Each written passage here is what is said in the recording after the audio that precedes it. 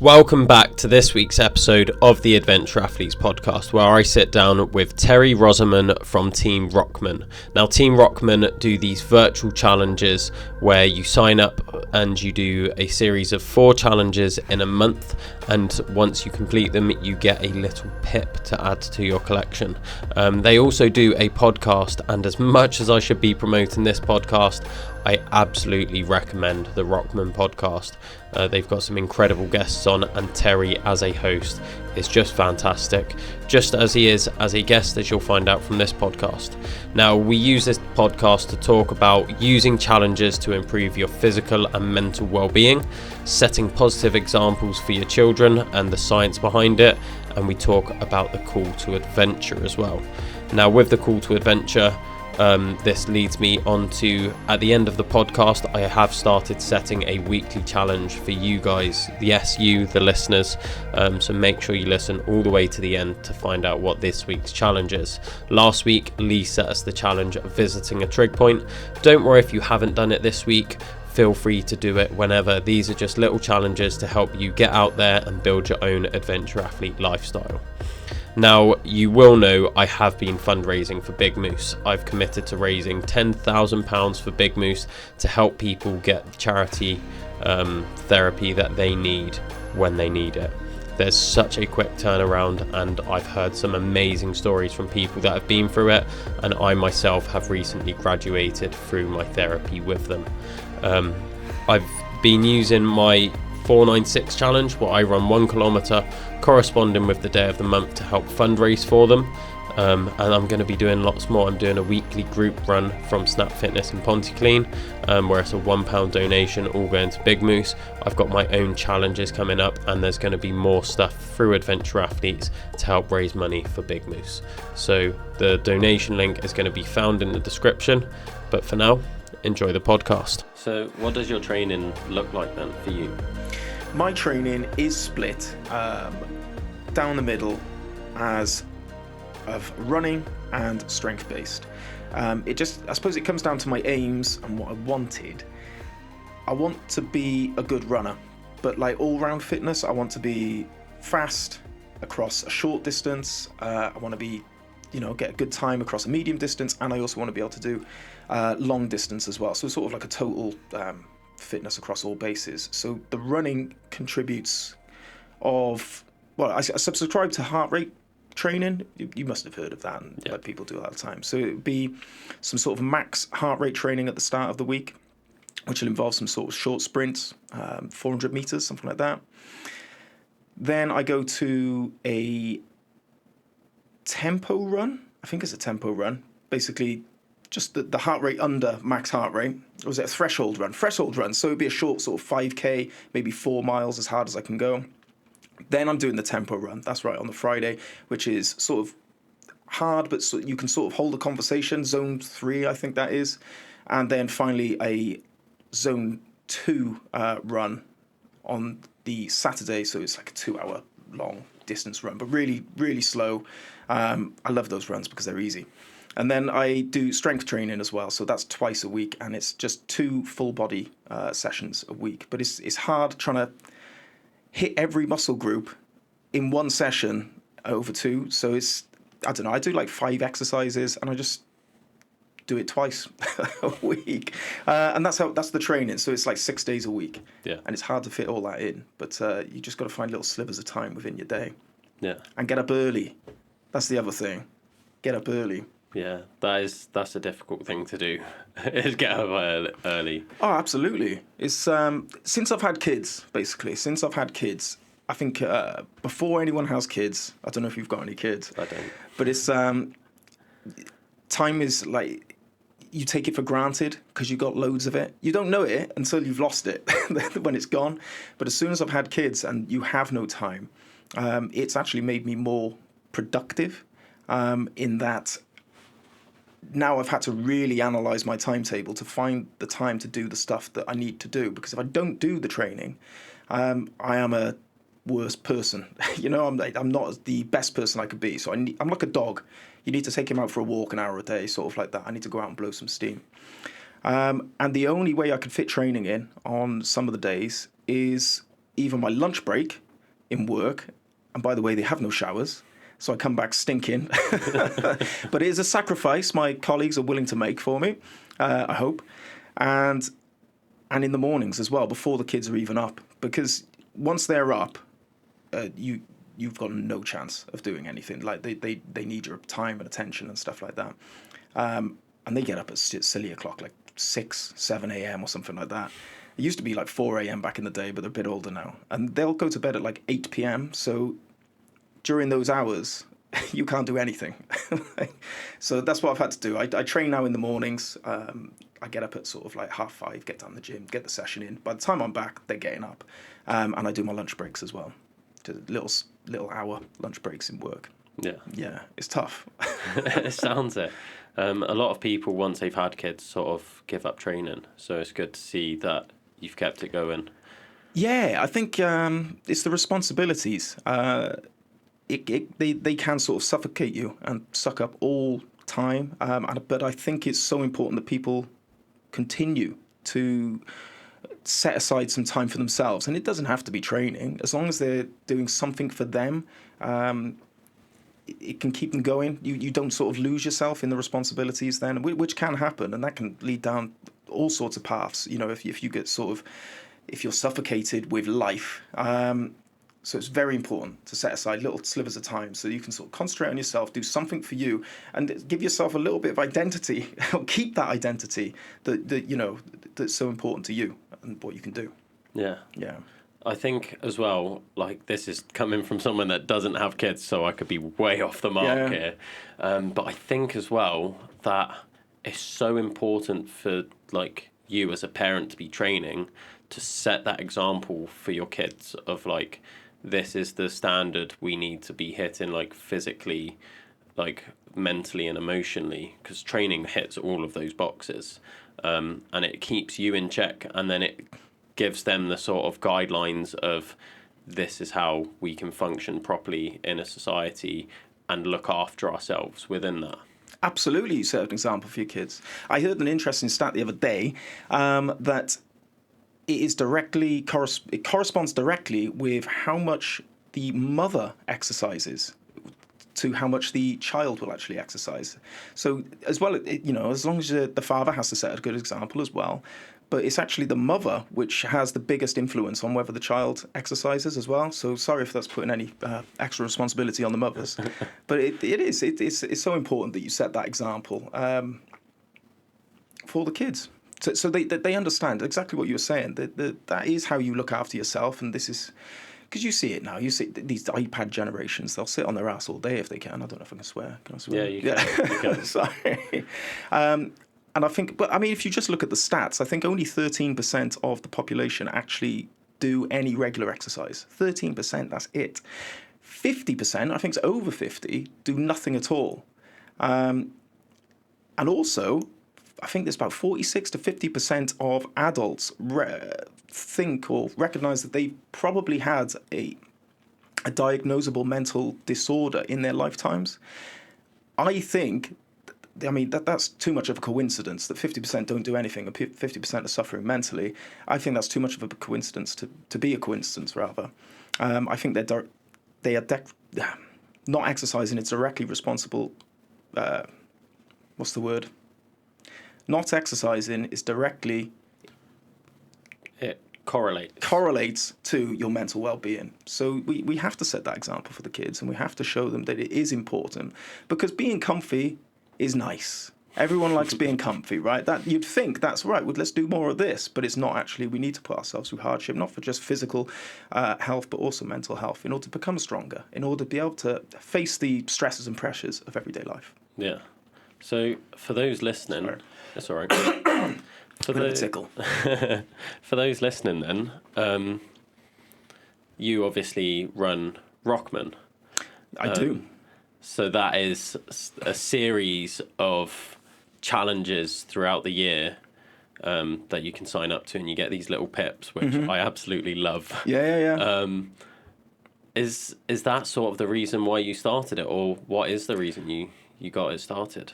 Well, first and foremost, disclaimer, I'm not sat here as the fittest man in the room or the most mentally resilient person in the room. I'm a completely average athlete. I'm the ultimate average athlete, actually. But what I am is a challenge enthusiast. And I have a belief that mental resilience is the core or the cornerstone to living a happy and healthy life. Where Rokman came from was I used challenges as a way to turn my life around. After that, I could sort of see people around me were suffering sort of mentally as well in their everyday lives. And I've always wanted to create something that helped those people. I wanted to create some sort of brand. I had a vision of sort of, I want to help them in some sort of way. And it started as a mental resilience brand. There was nothing out. I see a lot of health and fitness out there, sort of about going to the gym or a specific sport like running or cycling, but I didn't see any fitness brands focused on just mental resilience. So I thought, right, there's a hole in the market here, and it serves my message in believing that mental resilience is the most important thing to live in a happy and healthy life. So, but when COVID came around, everyone was locked indoors. I started to put these little just challenge series on just to help people get through the day, get through the long periods of lockdown. And it had such a big uptake. I was like, there's something in this. This is resonating with people. I think there's a thirst for these challenges that people want to sort of apply themselves to. And that just progressed. So it started out as a mental resilience brand, but from the challenges, it became a challenge brand. Pardon me. But it was a happy accident, because those challenges are directly responsible for testing people's limits, increasing their mental resilience, helping them with their confidence, helping them with their self-esteem, their self-belief, without actually having to travel far away to do a race day event, or pay loads of money to do a race day event, or anything like that. And people can do it in the privacy of their own location. They don't need any specialist equipment, whatever. All you need is a pair of shoes and to remember where you live. That's it. So it makes it really accessible for these people that perhaps struggle for time and struggle and lack motivation, that they can just sign up and do these at the comfort of their own home, whenever and wherever they want. I do apologise about the tickle. Sorry, no worries. Yeah, sorry. I've got a little drink of water, actually. So that's where Rokman came from in a nutshell. Okay. So you said that it almost started from like you turning your life around. Can you walk me through that story of like what life was before those challenges? And then something I've been getting really into recently is this brand is based around adventure and athletes and all of that. So I've been looking into like stories. Mm-hmm. Stories is a big part of what I'm trying to push now. Like it's what I'm doubling down on, hence the podcast. Yeah. And I think stories are so important. And in every like adventure story, there's that call to action. That's what it's called, like the call to adventure. Yep.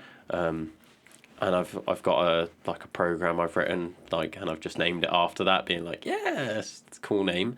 But like thinking about it, like everyone's got that point where there is that call to adventure in their life. Mm-hmm. And it might not be an adventure that you'd think of, like, let's go and walk hundreds of miles through the mountains or cross the Sahara Desert. It's things as simple as I've got this opportunity to do something really special with my life. It could be a new job. It could be like moving away from your hometown. What was your call to adventure? My call to adventure, well, firstly, I totally agree with what you're saying. And I think that the call to adventure is obviously, it's exploring the unknown. It's going out there. It's putting yourself in a vulnerable situation, but for growth.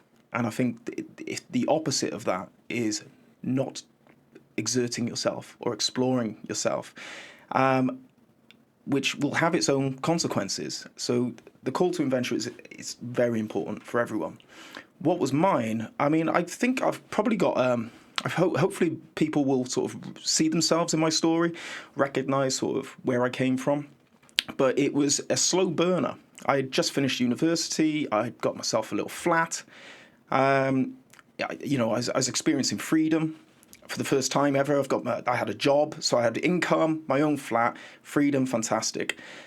But over the years, I'd probably say 6-7 years of going out too much, drinking 3 times a week, takeaways 3 or 4 times a week. I was smoking as well. After about 7 years, I was in the worst state of fitness I was ever in. I was obese. I lose my breath just going up the stairs and stuff like that. I remember looking in the mirror and my skin looked greasy, my hair looked greasy, even though I've just bloody had a shower. It's, I was in a very bad bill of health and fitness. And it sort of snowballed in a way because I hated the way I was. I would then go down the pub to escape being sad about it. And then the next day I'd be hungover, I'd get a takeaway, and then it's this sort of cycle just continued. But then one day I'd had enough, and I think suffering is a key sometimes to stop addiction or bad habits. I think you've got to suffer because when you suffer enough, you will say enough is enough. And I got to that point, and it all started. I saw a poster for a white collar boxing fight, and I always fancied having a go. I'm not Mike Tyson or anything like that, but I've always seen it's one of the hardest sports in the world. There's no excuses. It's you versus someone else. So if you don't put the training in, the time and the effort, you can't. It's not a team sport where you can sort of hide behind people. You're in the spotlight. And I signed up on a whim. I was like, right, I'm going to do this. And for the next 3 months, I didn't smoke, I didn't drink, I didn't go out. I ate healthy. My nutrition was on point. Chicken, vegetables, proteins. It was. I just lived the healthy lifestyle that I should have been living for those 3 months. In 3 months, I lost almost 3 stone. I was the fittest I'd ever been in my life. And I ended up having the boxing fight. And I coming away the winner as well. So it was, it was a great night all in all. But it did save my life. I'd say this, hands down, it saved my life because the way I was going, it wouldn't have been another couple of years and God knows where I would have been. I wasn't happy, that's for sure. But from that experience, I sort of realized the power that challenges have. It's not just saying, I'm going to get fit. I think you've got to couple it with an exciting aim or goal. You have to be heading towards something, as well as getting away from something, the lifestyle I was living. You need to be heading towards something as well, but with a tangible goal, something you can see and feel. Apologies if you've got to edit all this out, all the coughing. So that was that really, and from that then I decided after seeing people around me suffering sort of mentally with stress, anxiety, the pressures of everyday life, I wanted to spread this message and say, look, you need to start undertaking challenges. It's not what you get from it, this sort of finding your true self, finding your true strength. The fact that you achieve a goal, you're going to increase your confidence, your self-esteem, your self-belief. You're going to enjoy the adventure of it as well and loving the process. I think it's such a motivating factor to getting fit. So that's what we do at Rokman. We want to inspire people. We want to inspire resilience and action within people so they can live sort of a healthy life with mental fortitude. We want to kick people up the arse to go out there and sort of attack a goal with everything they've got. I hope I answered the question. I can't remember what it was. Yeah, you have. Coming off the back of that then, how do your challenges come about? Like what makes them? Because I've looked at them and I'm not going to lie, I really do want to sign up to them. Yeah, have a go whenever you want. I'll give you free entry. Don't tell the other members though. Yeah, that's fine. How do they come about? I wanted something really exciting. The first challenge, one of the first challenges we did, well, basically, do you remember SAS, Who Dares Wins? Yeah. That was on, and I applied for it twice, and I didn't get in. And I thought, because I really wanted to apply myself and test myself against those challenges. Where do I sit? Am I as fit as an SAS person or not? I just want to know, where am I in sort of relation to other people? And I thought, stuff it, I didn't get in. I can still do the challenges. It's just it's a 1.5 mile run. There's a 30-mile slog or 40-mile slog endurance event. I was like, I can do these challenges whenever I want, just to see where I am. I know they're not up in Brecon Mountains. I know they're not with the SAS, but just to sort of give myself a bearing of where I am. So I set myself little goals, little challenges that were inspired directly by the SAS selection tests. And then that became in itself a challenge series for Rokman. And I think we were discussing earlier, it's not good enough just saying, right, this week's challenge is a 3-mile run. It needs to be grounded in some sort of reality. It needs to have a sort of gravitas of why you're doing it. I think that's a good reason. Why are you doing this challenge? Why is it exciting? And when you can tie it to something as real as special forces training or something like that, something big, something impressive, it's going to give you that fire, that energy, that motivation to go out and attack it, and fun as well. So that's where most of our series are inspired by some sort of special forces training, because that is seen as the pinnacle. To be honest, we've looked at other stuff as well, like wildland firefighters. Like I know that you've touched on with firefighting yourself. And we look at other stuff. And the 4x4x48 that David Goggins has done, we've sort of tied that into some stuff. Anything that's exciting, basically, and gets the fires in the belly going. We'll put it in a series. We'll do it. Yeah. We'll tailor it so you don't have to travel. You don't have to go anywhere. You don't have to sign up to be in the bloody SAS. You can do it from your home, in the comfort of your own location, and whenever suits you as well. Yeah. Yeah. That's what I love about your stuff is you get all these people that do the right branding and everything, but it's essentially the same challenge. Like, all I see is run a certain distance, get this medal. They're all the virtual challenges I've seen. Yeah. And then some of them started popping up as climb this much elevation and you get a medal. Yeah, they serve a purpose, and I saw them myself actually, and they inspired me. They serve a purpose, and they're very good for the target audience that they're aimed at. Yeah. But I saw it, and I was like, "But where's the ones for? Where's the harder ones? Where's the hard ones? Like, because they were like, right, run 30 miles over a month. I'm not knocking it. That is a challenge to some people." But where I wanted something, where's the challenges that are really going to test me? And they're called virtual challenges for a reason, because they are completely virtual. I think that you have to run a distance. It's like, we're going to run the Nile or something, or the Thames. You don't actually run it. It's just a distance accumulation target. That's all you're getting. Yeah. To me, that's not that exciting. So where was I? This is the mind blanks there. So what is so special about Rokman's is that they are grounded in a reality. They are, when you run, say, a 1.5 mile for time, you are running a 1.5 mile for time and testing yourself in reality. You're not doing it across some fanciful world. I'm running down Egypt Nile or anything like that. You are directly testing yourself against other people doing a 1.5 mile who are doing it because they're testing themselves against special forces soldiers to see sort of where they are. There is a reality to it. And what was it that I used to say? There's nothing virtual about our challenges. The suffering is very real.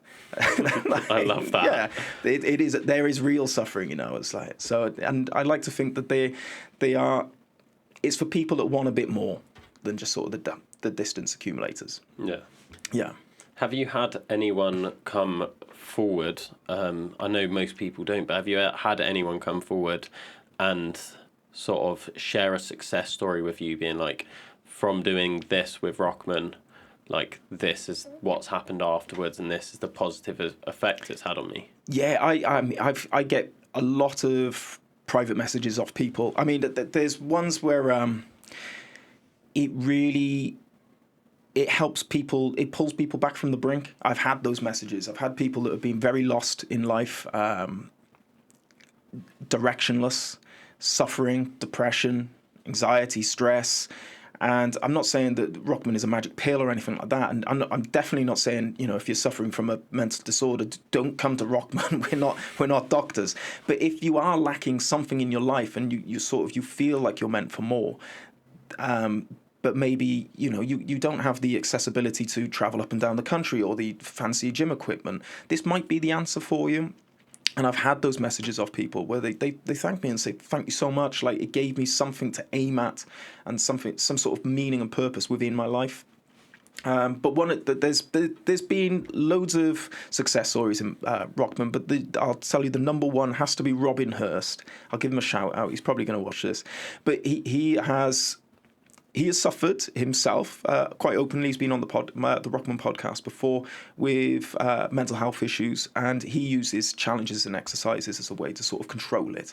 But then he found Rokman, I think, only 2 months after we'd been going. So he's been a member for almost 3 years now, and he's done every challenge every month. And it's like a gateway drug. Because what it did is it opened him up to other crazy mental challenges. He just completed a 100-mile run last year.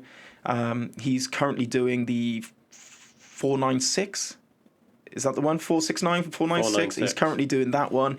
He's set 3 or 4 fastest known time records as well. Wow. Just from starting this, it was a domino effect. So yeah, be careful, because if you start, it could end up, you could end up doing some mad. You could end up with 100 miles.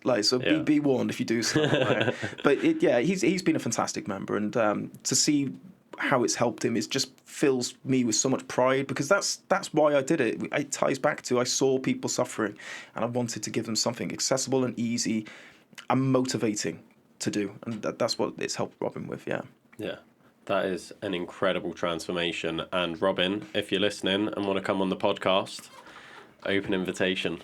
You've said it now, because he'll come down, he'll come do it. It sounds like it's incredible what he's done, and I always love hearing the other side of the story as well. I had a Olympic lifting coach come on, and he was like, yeah, I've got all these members, like, this is, like, how it's going. I was like, do you think one of your members would want to come on? And I've been talking to them, and they're like, I'm in an RN, but I'd love to hear their side of, because it's, like, all well and good him being like, oh, yeah, like, these are the values I'm promoting in the gym, and then his members could turn around and be like, that's not true. Yeah, you get the true story then. You get the true story. I don't doubt it at all, because I knew him personally. Gary, great guy. Mm-hmm. So I 100% believe what he said, but I want to hear it from someone else as well. Yeah, you some listeners will resonate more with the part of the team rather than the coach as well, so they can sort of see themselves in that person and see the progression, and then maybe get a little taste for it and want some of that for themselves. So it'd be maybe a more inspiring story, hearing sort of a success story from one of the team members. Yeah. So coming off the back of the challenges then, I'm assuming you test all of the challenges yourself? Right. So if my members are listening, yes, of course, I test every one beforehand. Yes and no. I used to test it. I used to do it a week before so I could test it and adjust it. I've been doing it long enough now that I sort of have a feeling of how the challenges will work and set out, and I need to know how I give them guidance on how best they plan them out. So I don't necessarily do it now because I've been doing it long enough. We've been doing it almost 3 years. But I have an understanding of how they'll be done. Yeah. But I do all the challenges myself. So I may not do it before, but I'll set it and I'll go out and do it in the week with the other members as well. I've got to, really. I can't say, right, you're all running 40 miles and then not do it myself. So I've got to have a bash at least. I've got to have a go. And has it been a gateway drug for you? Have you gone on to do any crazy challenges, or do you have any in the pipeline? Yeah. No, so I've done a fair few challenges. I say a fair few. A good handful of big challenges. I think nowadays, personal challenges are what excites me now. I used to do sort of half marathons and stuff like that. As much as I love them, and I love doing the races, the things that get me really pumped and excited is when I set myself a personal challenge. What have I done in the past? So I was involved with Rhys Jenkins, one of your guests, ultra runner. we did a relay run around the circumference of Wales. So that was 750 miles. I think there was a team of 9 of us, and we took it in turns, non-stop, right around the circumference of Wales. I think it took us like 4 days. We've done, what else have I done? I've done the fan dance, which is a special forces selection challenge up and over the Brecon Beacon Mountains, where you summit Pen y Fan, the highest point in southern Britain, not once but twice, and it's like a 15-mile route as well. So I've gone. There is a sort of a race version for civvies, what they call them, the general public. So I've done that. What's the personal challenge? During COVID, so I was training for an ultra marathon. My first ultra marathon, I think it was a 40-miler. One of Pegasus ultra marathons run by Rhys Jenkins. Go and check them out. I was training for that, and it just happened to be that COVID hit. COVID hit, race got postponed. So I trained for it twice. Race gets cancelled. No, race gets postponed again. I trained for it again. So I've trained for this race now 3 times in a year. So because you have to run training camp's like 3-4 months. So I've been non-stop training almost like 10 months for this race. Then it gets cancelled, understandably. No fault of Pegasus. It was just the rules and COVID and Welsh government. So I was like, right, I'm not training it for a bloody 4th time. I'm going out. I'm going to do my run. So I planned a 5-mile route in Penarth, because we weren't allowed to leave our local areas, but it was just outside of Penarth. It was just on the skirts Landock by Cardiff. 5-mile route. I was like, I'm going to run 50 miles. I upped it. I was right. I'm going to do 50 miles around this loop. And for every 50 pound I raise, I'm going to put a pound of weight in a rucksack. So after every loop, I'll check the donations. More weight would go in. So I think I ended up having something like 24 pounds of weight on my back by the end of it.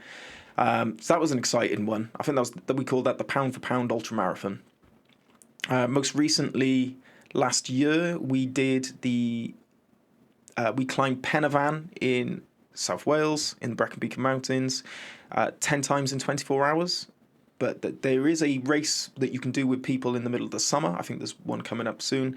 But we chose to do it bang on in the middle of winter with the worst conditions. And that came from me and my friend. We wanted to do Everest, but we both got young kids, and we were like, right, we're not going to do it for a fair few years until they're a bit older, because you have to disappear for 2 weeks. Let's go and do on our own Everest. Let's do it in the middle of the winter where it's snowy and icy, and let's climb the elevation of Everest. I think that it works out something like 8 times at Pen y Fan. But we were like, so it's 10 times is. So I was like, well, you've got to do 10. You've got to do 10. Like you can't say 8. But yeah, it's what they say 10, isn't it? Yeah, but if you look at it, if you're starting from the car park, you're already halfway from sea level. So it's from base camp to peak. Okay. So if you did it from sea level, then you'd have to do it 20 times. Yeah, I've already looked at that, because that is very small print that they don't put on the poster. Yeah. But it's from base camp. It's funny you talk about the Ten y Fan event, because the guy we had on earlier, Lee, he won last year. He won it? He won it. 10.5 hours. Jesus Christ, what's wrong with him? Like, gee, has he not got a life? Well done, Lee. 10 hours? We finished ours in 23 hours and 34 minutes or something like that. We had 26 minutes left to spare. I will say it was the middle of winter. It was icy. I brought my crampons. The other guys didn't, so they were slipping and sliding every single ascent. It's a tough one. You really. Oh, I've done the 4x4x48 as well. That's another one. You must have done that. Have you done that? I haven't. You need to do that. Yeah. I had this conversation with Bob, because I was like, I really want to do the 4x4x48. Don't do Bob Thomas's version. Because what did he do? He did it. So he did 4x4x48 runs. So it's like 8 days, I want to say, back to back of it. The guy's a loon. Like, he is. We got a podcast with him, so check out Bob's episode. Yeah. Bob Thomas. Like we mentioned earlier, it is a bit of an epic. It's 2.5 hours. Yeah. So. Well, it's a marathon in its own right, that one. But he doesn't do things in halves, does he? No, he doesn't. Yeah, exactly. If you do the 4x4x48, you will truly appreciate how long 48 hours is. Yeah. It's relentless. It's after 24 hours, you're done. And then you've got another 24 hours, and it's so long. I think that's the worst thing. If you because I think it's 48 miles you end up covering. Total, yeah. If you said go and do 48 miles, you could slug that out. You could do it. That's like you grind, grit your teeth, walk, crawl. You could get it done. I think the fact that you break it up and you have a rest and you have a sleep and you have some food and get comfy, watch the telly. Now you've got to get back out there and do it again in 4 hours' time. That's the worst aspect of it, because you never truly you never get comfortable. You're constantly thrown out of whatever rhythm that you're in. And give it a go. You can do it whenever you want. In fact, March is coming up. I think they do it on the first weekend of March. Yeah. So I had this chat with Bob, and he called me up being like, you need to do that. And I said, I want to. And he was like, set a date. And he was trying to get me to do it on the podcast, but then we discussed with coaching how hard it is to get cover. And I work 6 days a week, so a 48-hour period without interrupting my work was quite hard. Mm-hmm. So I've set it for a bank holiday this year. Yeah. So I've got the 48 hours off, and I'm going to do it. So that'll make Bob happy. I sent him as soon as I set the date, I sent him a video being like, Bob, told you, I've set a date, I'm doing it. But then he also called me out because originally that was one of my 12 labours. Right. And he was like, you've walked 50 miles barefoot, Will. You've done the Welsh 3000s. Look at this list of other things you want to do. Do you think that's hard enough? And I was like, oh, Bob, please. Yeah. Please let me have an easy one. He was like, no, like, that's got to change. And since then, and I was talking to Lee about this as well earlier, I was like, I've changed them all. Like, so how have you changed it? That one's off. That one's gone. That's just going to be a jolly then, is it? That's just going to be. I call them side quests. Side quest, so right? Okay, I like that. On, some sort of Zelda reference, is it? Like, yeah. So like the 496 I'm doing now, that's just another side quest for me. Yeah. I've got all these big, grand fitness goals once a year is the goal, and then I've got a side quest or multiple side quests throughout the year of just things I want to do. Yeah. But yeah, I am dreading it. It's good, but it's good to have a target, and it's got to be. He's quite right in saying if it's not hard, it's not going to satisfy you in the same way. You need to be. I mean, why do you do it? Do you know why? Do you have, like, is there a purpose behind it? So I've actually been like seeing a therapist recently, so I've been very introspective on all of these things of like, why are you like that?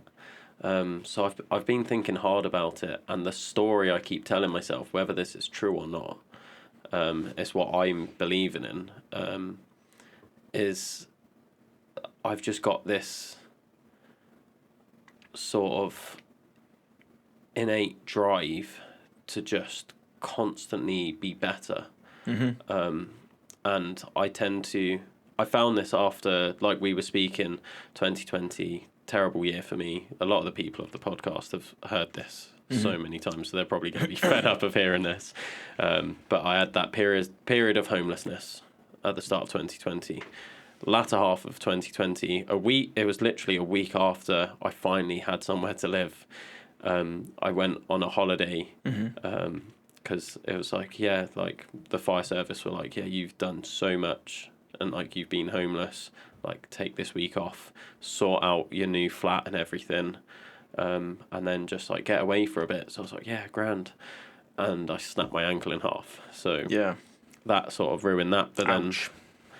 Then it was funny as well. That year I was doing a thing where I called it the daily movement. So I was posting a workout that I did every single day, and I had to train for at least half hour every single day. So even when I snapped my leg, I was tying resistance bands around my leg and to the radiator, and I was sitting in a chair and doing leg extensions and push-ups and pull-ups and all sorts. So like throughout that time, I still felt active. I still felt, there's something physically holding me back, and everyone can see it, so there's no excuse. Like, they can see what the excuse is.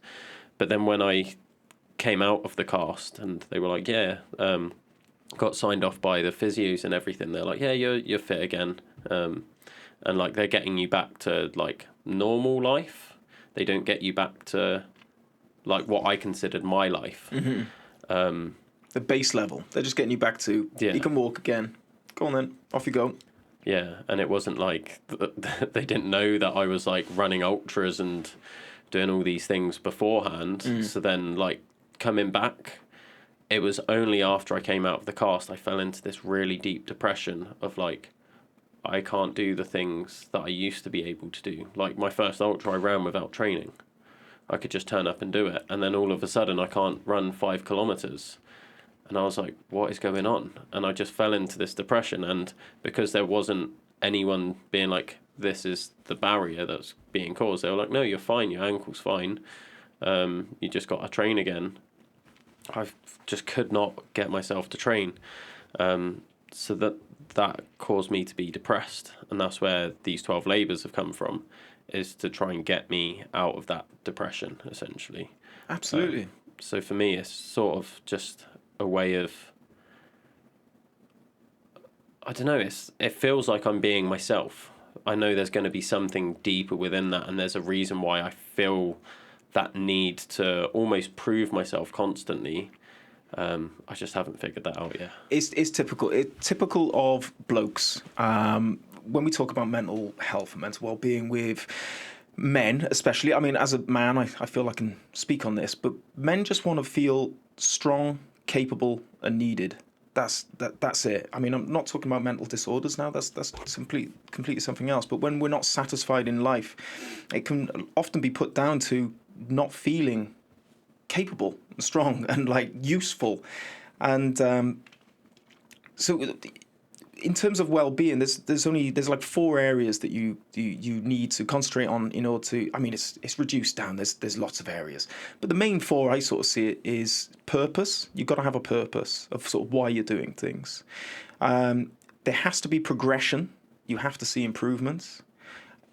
You have to be autonomous in that you're doing it yourself. You're not being, told what to do all the time, and you're doing something for you that you're planning, and you have to have some sort of belonging, some sort of social group.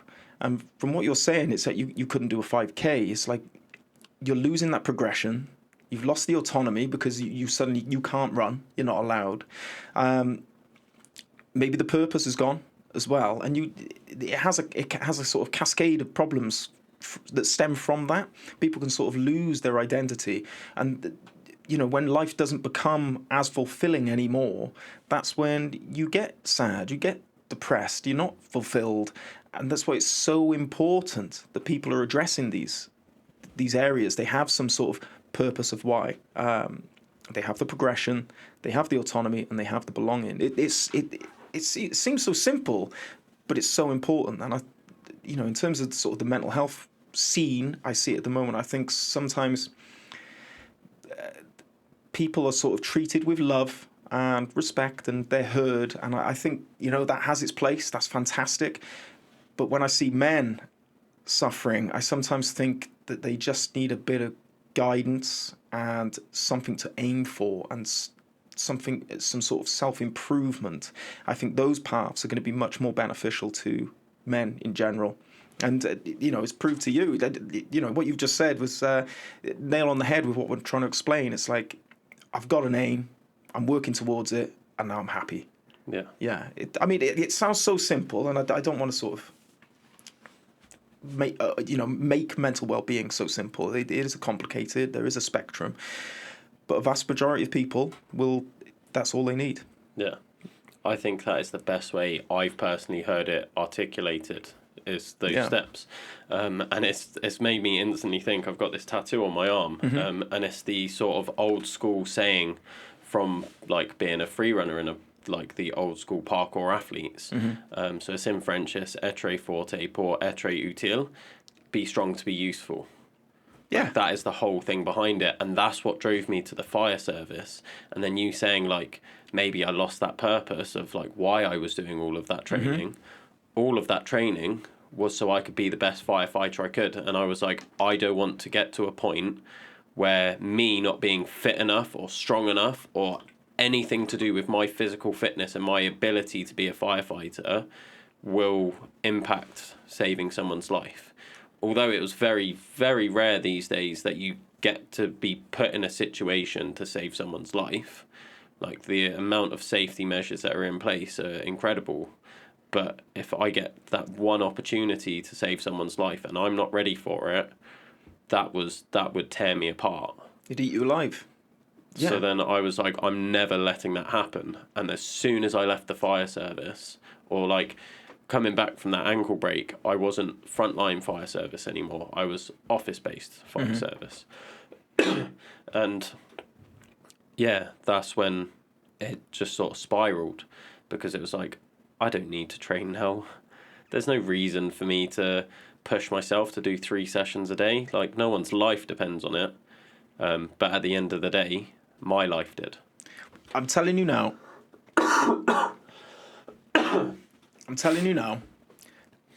Bad things are going to happen to people. Everyone in life is going to face some sort of trauma in their life. It's coming.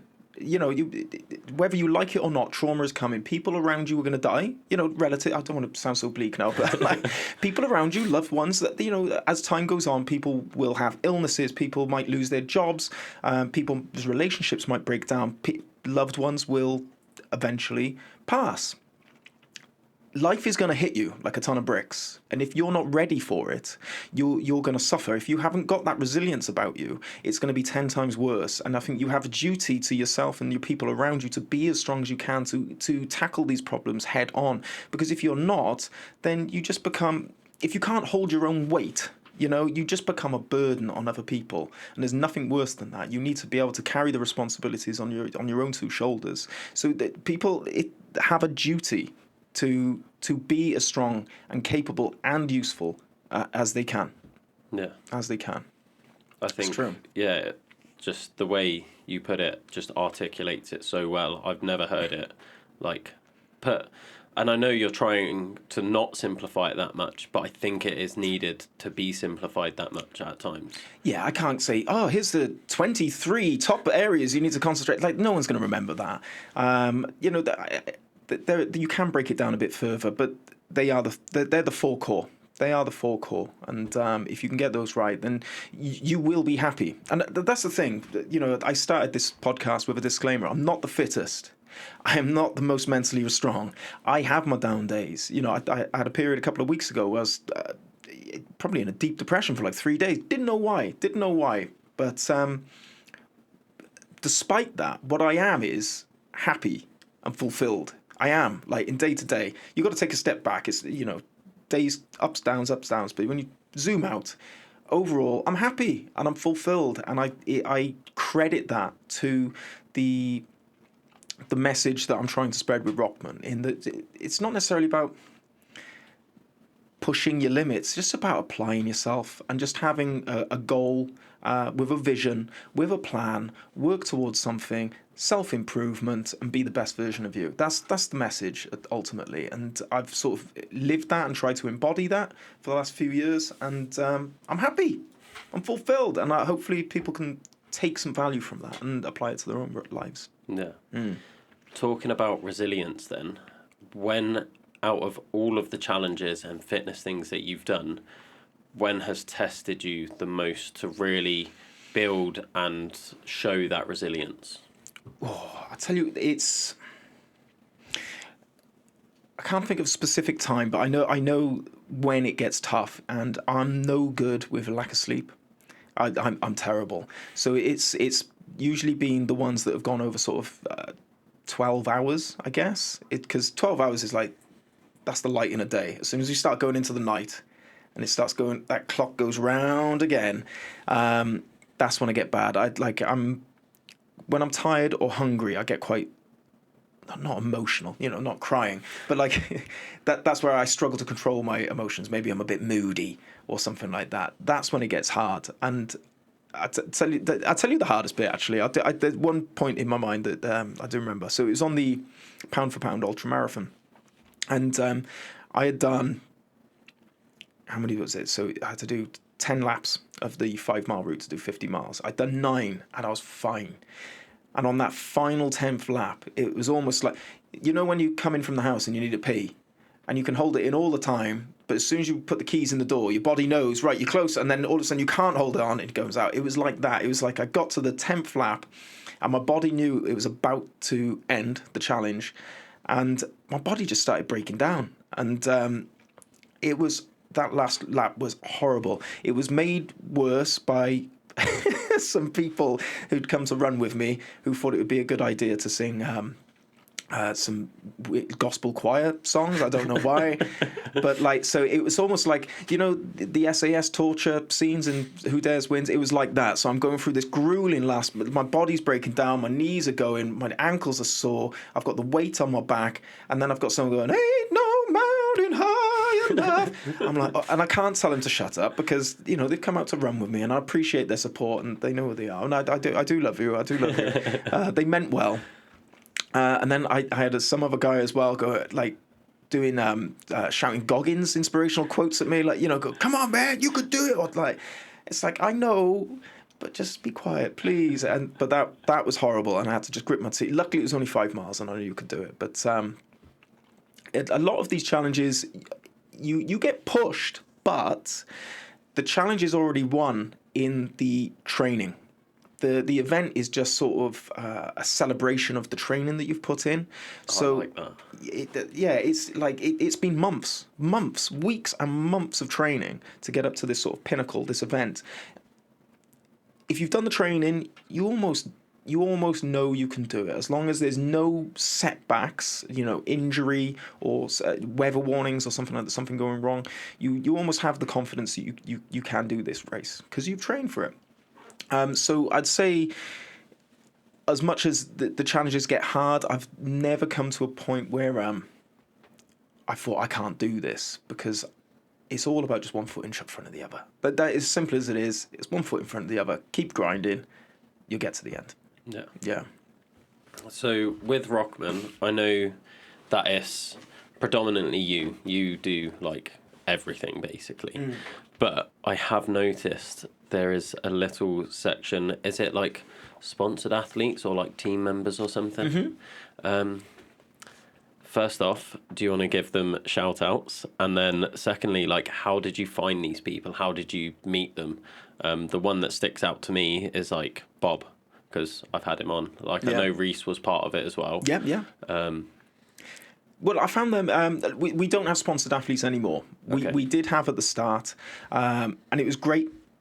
But it became, because time is precious with and financial resource is precious with what we're trying to do with Rokman. You know, because I still have a full-time job alongside this. I'm trying to get it to something. I'd love to be able to do it full-time, but at the moment, no chance. It needs to function better to get more sort of money in and stuff. But it pays for itself at the moment, which is great. But at the time when we started, I knew Reese from school. We played rugby together, and we'd done the challenge together where we ran around Wales. And when Rokman came about, I was like, "Reese, would you like to be a part of this? You know, we're on a mission to inspire resilience and action within people. We want people to test themselves. Do you want to be part?" And he thankfully said yes. And then off the back of that, you sort of you meet people along the way. So Reese did his running around Wales, running around the coastal path of Wales, where how did we make him? So we had a photographer called Claude, who I knew from work, who came out to do some stuff with Reese, and it just so happened that he knew Bob Thomas, who came to do some running with Reese as well. So then he was introduced to me. It's just like friends of friends and friends. So I met Bob Thomas through a friend called Claude, but because he came out to run with Reese. We had Kathy Stringer as well. She was a Team GB age group duathlete. So that is run, bike, run, I think. Run, bike, run. So it's a run, then a cycle, then a run. She was an employee at a friend's business as well. So he was like, "You've got to meet this girl." Spoke to her. I was like, "Do you want to come on board?" Like, she had a good following and she was a cracking athlete. And we needed a female representative on the team as well, because it was just too blokey otherwise. Who else did we have? We had Max Glover. You've got to check this guy out. You've got to get him on the podcast, actually. He is insane. He is a strength endurance athlete. He's the one that, so he's not like a runner per se.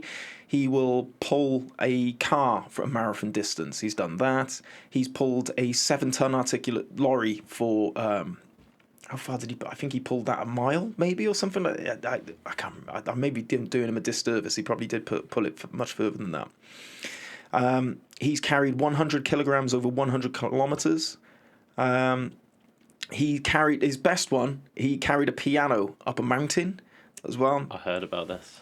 He's a cracking athlete, and again, knew him from school, which is it's crazy to think that like I put Reese and Max. They are world class athletes. They are literally world class athletes, and I've met them in school is quite bizarre. You'd think, oh, maybe one, but I've met two world class athletes, and they both came on board and they were helping me out. And then we had Pav as well, Pav Singh, who was a contestant on the SAS Who Dares Wins series. He's a Sikh as well, so you'll know him from the series. He's the one wearing the turban, and he is just he's like some sort of Sikh philosopher. So we were having conversations. We did an interview with him, and he's got all these awesome little philosophical tidbits and advice and deep mediations. So I was like, do you want to come on and help distribute some of those amongst our team members as well? So that's where they came from. And unfortunately, yeah, we had to stop just because of time and resources supporting them. We still support them, on social media and stuff, but we just can't give the time that they needed. Because when they're doing these challenges, it's quite it takes up a lot of time, helping them promote and get money and resources and interviews and press and donations and all that. So I just sort of had to pull it back a bit on that. That was all. Yeah. The way that you've said that is just like all happened accidentally. You had a like amazing little network of athletes that just like almost fell on your lap. Exactly. It's weird, like it was just through friends of friends. I don't know professional athletes, you know what I mean? I can't. I've tried approaching professional athletes before. You get nowhere. You just sit. You see your message just sat in their inbox on Instagram, unread. But it just so happened. I think they're called micro influencers. I don't know if you've heard. So you get influencers who have the millions of followers, but you get micro influencers who are really influential in their sort of local, smaller community groups. Yeah. So they'll have a couple of thousand followers or something like that, but they actually carry more influence on people than the mega ones, because the mega ones, it's sort of like you're watching through a window at this person. These micro influencers, you might know them, you've met them. You listen to them, you appreciate what they put out. So they're actually more effective at actually carrying your message out there. It's just you need to get more of them to fill that void of the millions. I see myself as very similar to you, that I've been fortunate enough to train with these world-class athletes. Back when I was free running, I was living with one of the best parkour athletes in the UK. Just bumped into him one day. Yeah. Literally bumped into him, didn't talk to him for 6 months, and then he put out like a public thing on Facebook, and my mate who was with me when we bumped into him was like, oh yeah, I added him, like he's invited everyone down. I was like, it's a bit weird that like you don't even know this guy and we're just going to turn up to his event. And he was like, oh yeah, all right, like we'll go. And then we went, and then I was like best mates with him then for years, lived with him for like 2.5, 3 years. And I was just like, yeah, you're like literally the best parkour athlete in the UK. Like I'm just an average parkour athlete. So I did that, and then I started working at a rock climbing gym. And unbeknownst to me, like I was just working with some of the best climbers in the UK. And since then, like some of them have go on to the Olympics. And I'm like, oh, I know them. Like they're on telly now. That's cool. But I was just working with them. But even when I was just working with them, the other guys that were really into rock climbing were like, was you just talking to them? I was like, yeah, I'm working with them. And they're like, do you know who that is? And I was like, yeah, it's like so-and-so. Like, what's the big deal? And they're like, they're really like good. And I was like, oh, okay, cool. And then I came to Wales, went to do I did a strongman competition. Did one training session before the strongman the Atlas stones and all that. So we did a deadlift, like max weight deadlift. My PB, I said this on the podcast earlier, my PB at the time, I did 180 the week before. Jesus, that's all right. Yeah, that's not bad. So the week before the competition, I PB'd at 180. Never lifted anything near that heavy before in my life. And then I turn up at the competition, and the starting weight is 180, and they did 20 kilo jumps. So then my second lift in the competition was 200, and I hit it. You got it. I got it. Oh, well done, man. So that was the first one. Then we had a log press, which I flopped on the first weight. Yeah. So yeah, I was out of that one. We did a 300 kilo tire flip. You had to do 5 in a row for time. Won that event. We did a loaded, like, they've had the like beer kegs filled with different weights. Yeah. So there was like the loading platform for that. So I won that event as well. And we did a yoke carry, like a proper strongman yoke. And I would have won that one, but on the first bit, I forgot the only tip I'd been given for the strongman event was hold the yoke by the sides to stop it swinging and throwing you off balance. And for the first length, you had a minute to do, I think it was 20 metres, 10 metres there, 10 metres back. First 10 metres, it was like 220 kilos, I want to say. First 10 metres, I held it like that on the top, and it kept swinging and hitting the floor, and I was like, what is going on? Like, I was good at this the one time I did it. Yeah. Like, I'm sure I could do this, and it was going wrong, and it took me 45 seconds to get there. And then on the way back, there's a video where you see me go to put my hand on the top, and then I just put it on the side. 10 seconds on the way back. 10 seconds. 10 seconds, and I was like, oh my God, like, why have I just messed that up so bad? Yeah. Would you do it again? I 100% would do it again. But in the training session that I had building up to that, I trained with Gavin Bilton, who happened to be in the gym down the road. Do you know who Gavin is? I do not know who Gavin Britain's is. strongest man now. Is he? Yeah. Oh, what? Britain's strongest man. But you can't get much better trainer than that, then. Yeah. So I had one session just randomly with Gav, and that inspired me to sign up to a strongman competition, which was like a month after. And I've just didn't train in between. Just wing it, innit? Yeah. So that was great. And now that I'm in gymnastics, like, I'm coaching with some of the best coaches in the UK as well. And I went on a coaching course, and one of the guys on the coaching course was an Olympic athlete. And I was like, how do I keep finding myself in this position where I'm just around some of the best athletes in the world? Yeah. And that's kind of what started the podcast. Oh, another thing, Olympic lifting. I trained at Willpower Weightlifting, which is a basement gym in Pontypool. Really, like, you look at it, you can't tell it's a gym. It's like graffiti. It's underneath this like derelict pub, or like a flats or something. And you look at it and you're like, am I in the right place here? There's a whole application process to go in. You have to do a written application, a phone interview, an in-person interview, and you have to get a member to vouch for you. Just to train? Just to go in and train. Right. So somehow I got in, and then I realised that while I was training there, Commonwealth athletes were training there. Really? Yeah. Probably because they get a bit of peace and quiet there. It sounds like because of the hard entry procedure, it keeps maybe a few of the riffraff out, I guess. Yeah. So it's like this very exclusive thing, and for me to somehow get in and be a part of that was just incredible. Well, I think if people can meet these people, that's the thing. They do exist, and they do train places. That's a good place. When a child, when you see people, they're doing their running race, and they're running, like Reese did when he ran around the Wales Coastal Path. If you ever wanted to meet him, you know where he's going to be. You've got a tracker. You can go and find him. And I think there's some of the best networking places to network, because you go there and you're meeting like-minded people who really love getting involved and love helping and stuff like that. So, like when you do your strongman, you went there and there's strongmen there, believe it or not.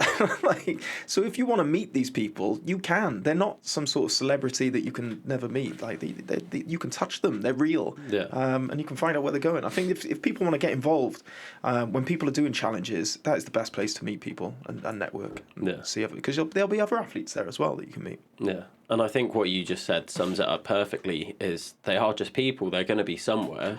Whereas a lot of people would see them and be like, oh my God, it's them, and like put them on this pedestal and almost be afraid to approach them. Like I was saying with my climbing story, where they're like, that's so-and-so, like you're talking to them, and it's like, I had no idea who they were. I didn't care. To me, it's just a person. Yeah. And you just treat them like people. And it was the same on that course I was on about, where I was training with an Olympian, where everyone else was like, oh my God, it's him. And they would see his Olympic tattoo. And like one of the guys I was on the course with just goes, did you go to the Olympics? And he was like, oh, yes, I went to the Olympics. And you could tell he was like a bit fed up of being asked that. And then I would just go over to him and I'd be like, oh, you're supporting that slightly wrong. Like, I would do it like this. And then he'd be like, oh, thanks. And then you'd just get chatting because he just wanted to feel like a person. He didn't want to be anything famous. He was just doing a sport that he loved and he happened to do well at it. Yeah, exactly. All they're doing, they're just turning up every day and doing the training for a sport they love. That's all they're doing. Yeah. And it just so happened that they've progressed insanely to the top of that discipline that they're in. But they are just normal people. They are just normal people. That's it. Even I'm just normal, as famous as I am. Yeah. Everyone's got to start somewhere, don't they? Indeed. That's the thing. I think that's really what you're promoting with Rokman is getting going. Get going. Anyone can do it. It's one of our core values. Is that we believe anyone has the capability for sort of greatness. And what is greatness? Well, greatness is part of perspective. As I always say this, but a challenge for Mo Farah is going to be very different for a challenge for my nan. You know, my nan is going to be super chuffed just to get to the top of the stairs. You know, but in that is her challenge. That is her personal challenge. So if people are starting, start small. Don't be looking at the Mo Farahs of the world. You know, maybe you can get there one day, but right now it's the first step. That's all you need to concentrate. You'll just intimidate yourself. You'll scare yourself out of it if you're looking at the end. But that's what we're trying to do. We're just trying to inspire people to get out. We're trying to take away all the barriers of cost, travel, equipment, confidence issues or anything like that. You can do it on your own with your trainers, wherever you want and whenever you want as well. So time as well is an issue. Yeah. That people can do it whenever. Leading on from that, something I want to go on to is two questions in one. Okay. Because I want you to answer like personally for you, but then also for Rokman. And that is, what is success for you? So I know exactly what success is for me. It is being with my family, living in a modest house, just having the time to spend with them and being healthy and happy. That is it. That's all I want. And when I'm doing, because I'm one of these people that plan meticulously. I have my annual aims, I have my life aims, I have my goals and what I'm aiming for. And my ultimate vision of what I'm aiming for is being in just a little modest house, maybe out in the sticks a bit, amongst some fields, having my daughters, my wife, being able to spend time with them and my family as well, mother, father, brothers, my friends, just making connections, relationships. For me, that's life, and for me, that's success. If I'm healthy enough to do that, I'm happy. And that's what I'm aiming for. It's not about money. It's not about flash cars. It's not about flash watches. Those are meaningless in my eyes. It's about the relationships that we make with the people around us and our loved ones, and being able to spend enough time with them. I think that's my goal, is to be able to earn enough money that I can spend more time with them than I can do working. Because at the moment, I think everyone's got this. Everyone's, majority of people are perhaps going to have a 9-to-5 job, spending 8 hours a day, Monday to Friday. You feel, there's no feeling about it. You spend more time with the people you work with and your bosses than you do with your loved ones. And I think that's backwards. That is backwards. So my aim is to spend as much time with my family and people around me, really. Incredible. I've got an interesting stat actually on that. So the dopamine system, or the reward system within our brains, it only has 2 ways that it can reward you. So obviously dopamine is the happy drug, hormone, I guess. It's the satisfaction hormone. You get it from achievement or pursuit of a goal. So the achievement could be you were hungry, so you ate some food, or it could be you run a race and you won, or you do something as simple as that. That could release if you go down drugs and stuff, like if you have a pint or something like that, you get the dopamine rewards system. The one for pursuit is when you're pursuing something meaningful. That is the other reward system where you get the dopamine hit as well. with the dopamine reward system where you achieve something and you get it. Once you've achieved it, well, that's it. It's like, what next? But when you're pursuing something of purpose, that dopamine hit never ends, and there is no end to it. And that is sort of what I base my targets around. It's like, it's not necessarily target driven or sort of tied into material objects like money, success, medals. It's about the purpose and the why, and it's the people and relationships and love around me. That's my success. Yeah. I don't know if that sounds that's personal to me. It's maybe a bit but Rokman's success, I want to help as many people as possible. I really want to inspire people. Success for me, like I heard a great quote before. It's blurry targets and white lines. So when you're driving down a road at night and say it's snowing, it's hot, low visibility, you sort of know you're going in the direction, but you can't really see it. You know, it's obscured by all the snow and whatever. But you can see the white lines of the road, and they're bright because they're nice and close. You can see them. So if you follow the white lines, if you know what they are, it doesn't really matter what the end goal is. And for me and Rokman, it's just about helping the next person. I don't know where we're going to end up with Rokman. I'd like it to evolve itself. I'd like to almost the team to sort of tell me where to direct it, what they want.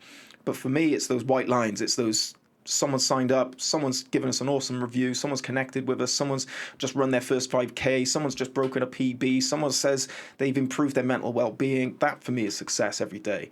It's not necessarily about the destination, it's the journey. There's one. You clip that up, yeah. That is success for Rokman. So success for Rokman is about inspiring resilience and action within people for them to better their lives and live healthier lives with mental fortitude. And personal success is just connections, belonging, family, friends, loved ones. That's it for me. Amazing. I think that is a nice place to sort of start summing up the podcast there. One thing that I've started doing this year with the podcast, and you're going to love this. Okay. It's not a press-up challenge or something like that, is it? It's not. Thank God. One thing, I was starting to do this, but I didn't find the time to edit the clip, so I stopped doing it, is I was going to start doing a workout with, like, certain guests. Oh, Jesus. Not me. I know I preach all this, like, stuff, but, like, I'm also lazy. No, so what it is, and I think it ties in very well to Rokman, well, I know it does, is at the end of each episode, I want the guest to set the listeners a challenge for that week. So something that they can go out and do that week. I know, I got the perfect one. Oh, amazing. I got the perfect one. And this is, right, so, you know, there's runners out there, right? This challenge, I guarantee the runners that are listening haven't done this maybe if not in years or if ever, and they consider themselves a runner. 1.5 miles for time. Simple as, and see what your scores are. Special Forces do it in under 9 minutes. Royal Marines will do it in sort of under 10.5 minutes. Army soldiers will do it in under maybe 11.5 minutes. But go out 1.5 miles, it's nothing, right? Like, you know, to most people, most runners, 1.5 miles is nothing. Go out there, do 1.5 miles for time. I bet you haven't sprinted this fast in, you know, years or if ever.